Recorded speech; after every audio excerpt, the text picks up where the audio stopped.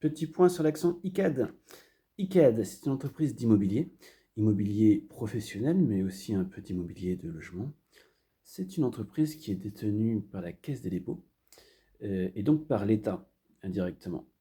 On sait que les entreprises détenues par l'État peuvent répondre à des considérations autres que financières et donc avoir une gestion qui n'est pas forcément favorable aux actionnaires. Bref. Icade, c'est aussi une entreprise qui a fait plusieurs centaines de millions d'euros de pertes en 2023 et en 2024.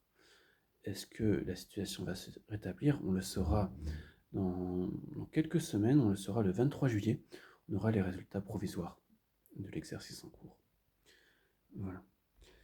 Icade, c'est aussi une entreprise qui a la réputation d'être mal gérée. Bon, je ne sais pas à quoi c'est dû. Évidemment, euh, les résultats de ces dernières années incitent à penser que la gestion n'est pas terrible. Mais ce qui est important d'avoir en tête, c'est que la valeur de l'action a diminué énormément. C'est une action dont le prix est en diminution constante depuis plusieurs années. Sur un an, ça a diminué de 20%. Sur 3 ans, ça a diminué. Le prix de l'action a été divisé par 2.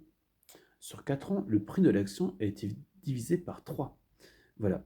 Et pourquoi est-ce que je vous parle de cette action aujourd'hui alors qu'elle pourrait avoir pas mal de red flags, hein?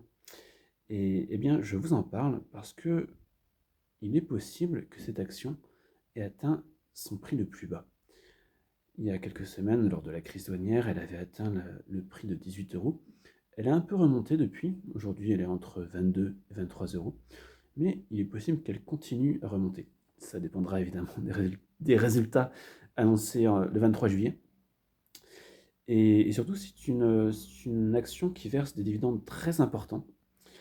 Voilà, malheureusement, on ne peut pas la mettre sur PEA car c'est de l'immobilier. On va donc perdre de l'argent au moment du versement des dividendes, hein, à cause du prélèvement forfaitaire unique. Voilà.